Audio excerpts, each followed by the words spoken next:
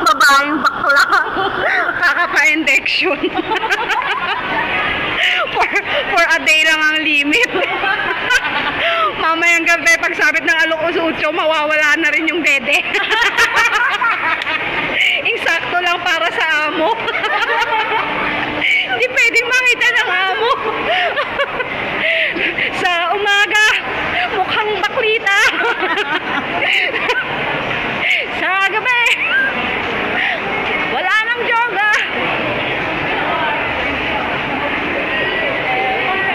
Feeling mo, Matt?